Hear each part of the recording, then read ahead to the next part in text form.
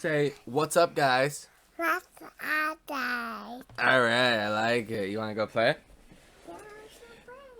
Alright, ladies and gentlemen, welcome back to the channel. We have some breaking news out of Tesla today that is definitely worth mentioning here on the channel, and it's actually quite big, so we're going to get into that. We're going to talk about everything broad markets, macro that you need to know that happened today. Most importantly is probably going to be Microsoft earnings, because Microsoft earnings certainly did not disappoint and were much better than feared. So this could set us up for a continued bull market, but as you do know, Tesla reports earnings tomorrow, and that is going to be huge for Tesla stock. And for many reasons we have talked about, I do think we will get a bullish reaction out of Tesla, and a lot of that information will be reiterated to you again in this video. Hopefully we're not sounding like a broken record, but we got to spread the message, the clear, concise narrative that the markets are looking forward to with Tesla earnings, guys. So if any of that sounds interesting, hit that like button and subscribe to the channel.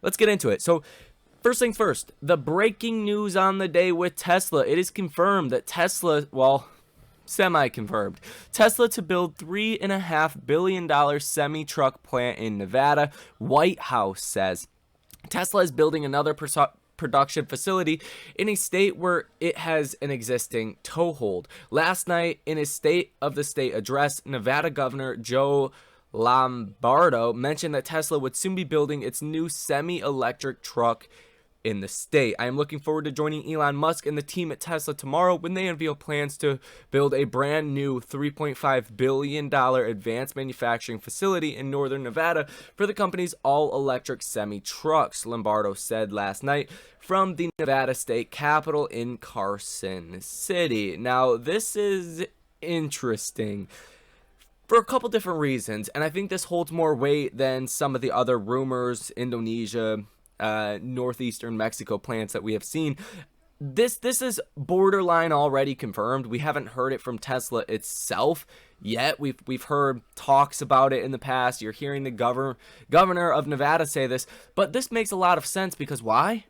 Nevada has a lot of the materials you need to build electric vehicles. And fun fact, did you guys know like 80% of the United States gold mining is done in Nevada? They have a lot of precious metals out there that are certainly used to make electric vehicles. So I think it makes a lot of sense, and I think it's a smart move by Tesla to do that. So possibly that does get fully announced by Tesla tomorrow on earnings, and that's going to be a key part of this video that we're going to switch into talking about now, because Tesla, Microsoft, Google, Amazon, these companies, they're very different, but the narrative in the markets is virtually the same, and that is profits and growth. The average analyst is expecting around 5% earnings growth, so 5% profit growth in 2023.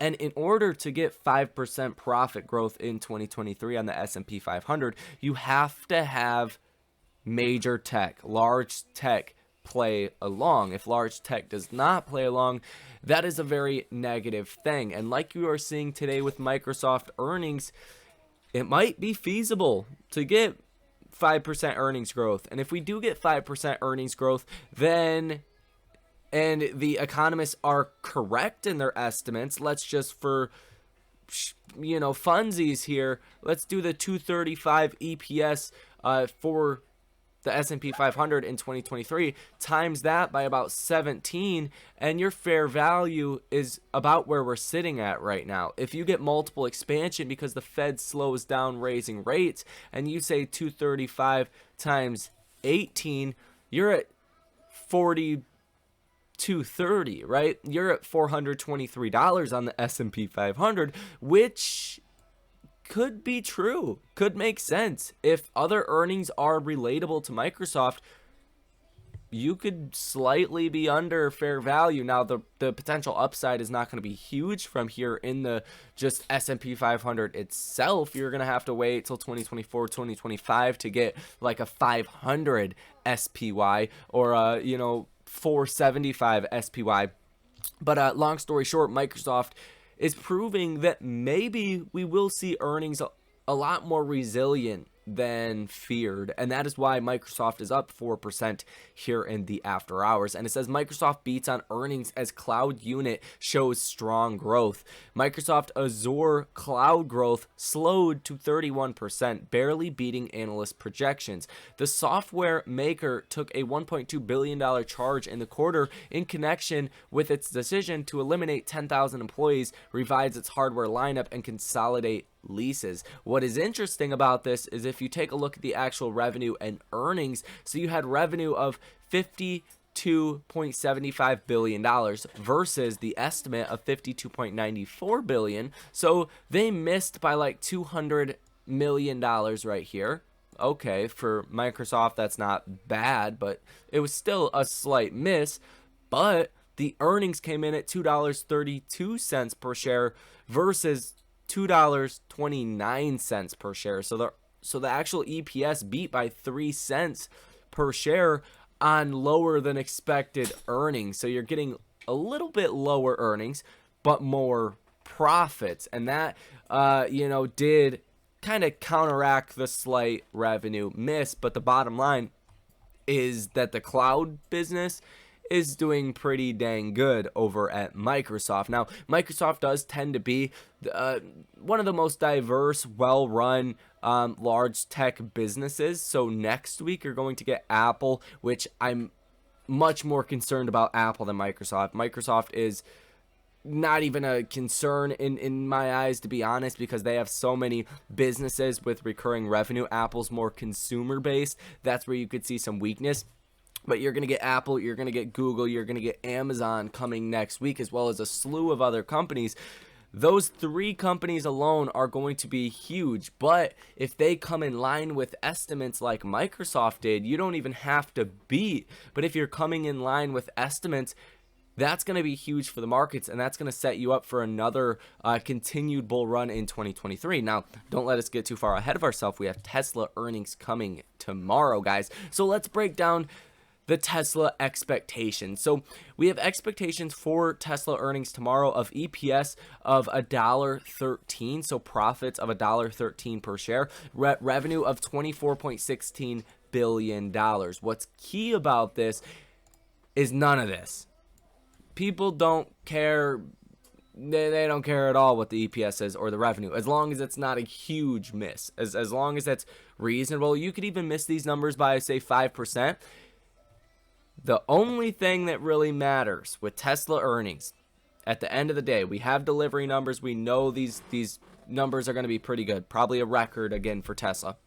The only thing people care about is going to be growth in 2023 and what Elon has to say about the current orders, right? If Elon comes out and says, yeah, we're really seeing demand slow down, that's not going to be good. If he comes out there and says, yeah, ever since we cut prices, I mean, look at the wait times. They're getting longer. The business is getting much stronger. There's more demand than we thought there was going to be, and we're going to achieve 50% growth rates. That's the number that you want to see, is 50% growth rate. If you can get 50%, that's huge, and the stock's probably going to 200. If it's not looking likely that's going to happen, if it's 30% or 35 or 40%, it might go up a little bit, but it's pretty much at a fair value right now.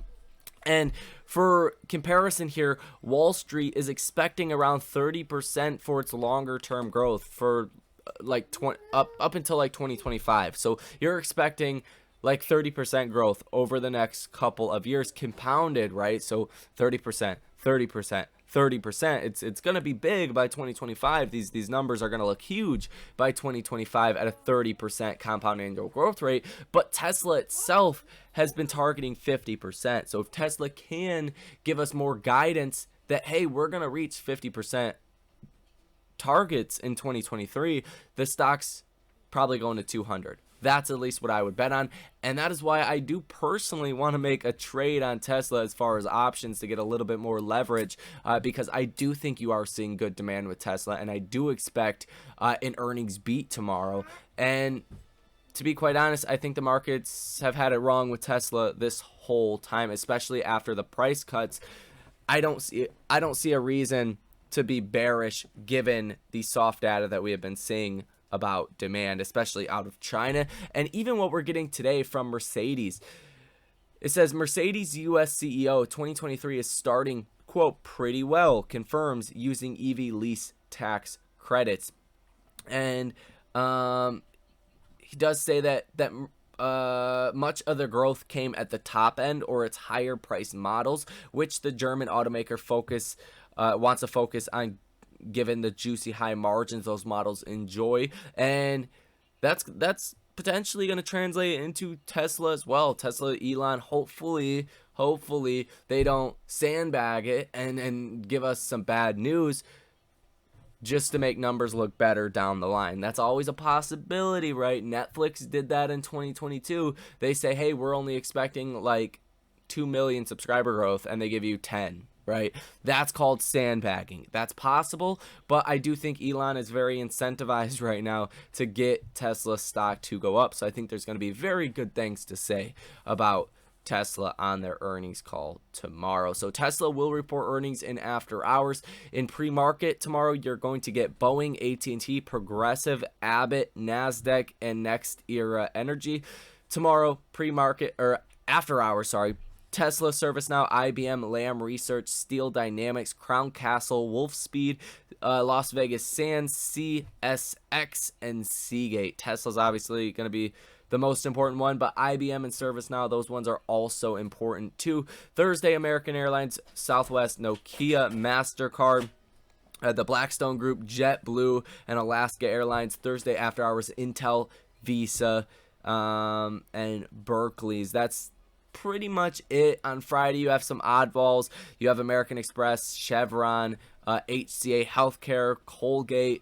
Not a big earnings day on Friday. Now, if you guys have not watched the last few videos, we do also have a lot of economic data that comes out on Thursday, and that's what we're going to get into right now, and then get into some technicals on the broad markets as well as Tesla and wrap up this video, guys. So 8:30 in the morning on Thursday, durable goods orders month over month for December. 8:30 in the morning as well on Thursday, GDP growth rate quarter over quarter, advanced estimates for Q4, and then you have initial jobless claims on Thursday as well at 8:30 in the morning for January 21st. Now for Friday, you're going to have core PC price index month over month for December. 8:30 in the morning, personal income month over month for December, and at 8:30 in the morning as well, PCE price index month over month, year over year, and personal spending month over month. So Thursday and Friday, you're really going to see some big moves in the morning. And in my personal opinion, these data points are huge, and it might outweigh earnings. If to be honest with you guys, if earnings are really good this week, even if Tesla has good earnings and this data comes in really poor, it's not going to be good. Now, we could get into a continued bull market if next week's earnings are also good. Apple, Google, Amazon, those are going to be the three most important earnings next week. And you guys can see the S&P is technically in an uptrend, especially if you can get over 410. You're going to be in a pretty solid uptrend right now. You have crossed above this downtrending line of resistance that we have been at ever since December of 2021, right? The peak of the markets at 472.32. You've been on a downtrend. Well, now you have broken out above that and closed above it the last 2 days now. And from this point right here, you could set yourself up for a brand new bull run in 2023 if earnings are good. That is going to be like the one thing that could slow this down, because I think next week, even when we hear from Fed Jerome Powell, it's going to be pretty well known that they're going to give us a 25 basis point rate hike and then another 25 basis point rate hike, and then they're going to stop raising rates. It's not until they cut rates, historically, the markets have dropped, because by that point you're already in a recession or the economy does not look good. So when they pause rates, that could give us a really explosive move to the upside, but earnings are going to be key, guys. And if you can't tell, I am bullish, especially on the setup that we have tomorrow for Tesla. And a lot of this does come down to technicals, right? You had a cup and handle formation. You had an inverse head and shoulders formation. Both of those are bullish. You have broken above our downtrending level since about September, when the stock was up here at 315 just back in September, and you hit a low of 101.81. This means that expectations have been reset in a huge way. So I do expect good guidance out of Tesla, and that is what could easily send the stock to about $200 tomorrow, in my personal opinion. Obviously, it might not happen just overnight, right? To get to $200, that would be a move of about 40%. So even if you got a move of about 20%, that's going to put you at roughly 175, and I do think that is likely if we do get reiteration of 50% growth rates, guys. So that is pretty much going to be all for this video. As far as today in the markets, broad macro, nothing really happened. There wasn't any news. We didn't have any Fed speakers. You're in a blackout period. You don't have any economic data until Thursday and Friday. So right now it's all about earnings. Microsoft definitely paving the way for a pretty bullish earnings season so far, and Tesla's going to be tomorrow, guys. So that is it for this video. Leave your comments, questions, or concerns down below in the comment section. Most importantly, let me know what you think about Tesla earnings coming tomorrow. I would love to hear from you. Thank you for watching. Most importantly, enjoy the rest of your day, and I will see you in the next one.